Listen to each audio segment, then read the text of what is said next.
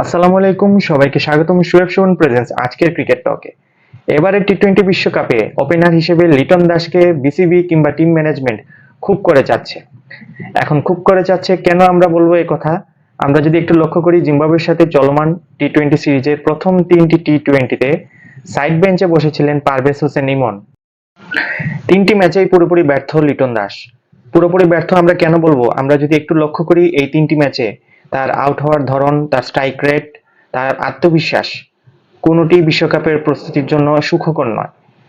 আবার জিম্বাবুয়ের বিপক্ষে শেষ 2টি টি-20 ম্যাচে স্কোয়াডে পারভেজ হোসেন ইমনকে বাদ দেওয়া হয়েছে কোনো ম্যাচ না খেলেই। তার স্থলাভিষিক্ত হয়েছেন সৌম্য সরকার, ইনজুরি মুক্ত হয়ে সে দলে ফিরেছে। দেখুন, লিটন দাস বিশ্বকাপে ফর্মে থাকুক, বিসিবি কিংবা টিম ম্যানেজমেন্টের পাশাপাশি ভক্ত সমর্থক আমরা সবাই তা চাই। কিন্তু আমরা যদি একটু তার প্রিপারেশন দিকে লক্ষ্য করি তাহলে দেখলে বোঝাই যায় তার প্রিপারেশনে চরম পরিমাণে ঘাটতি এখনো রয়ে গেছে। কিন্তু বিসিবির চোখে এখনো কেন তা পড়ছে না? জিম্বাবুয়ের সাথে শেষ 2টি টি-20তে তাকে কি রেস্ট দেওয়া তার জন্য ভালো ছিল না?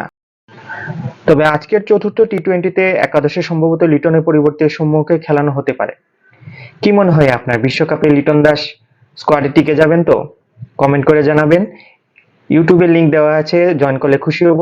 Thanks for watching.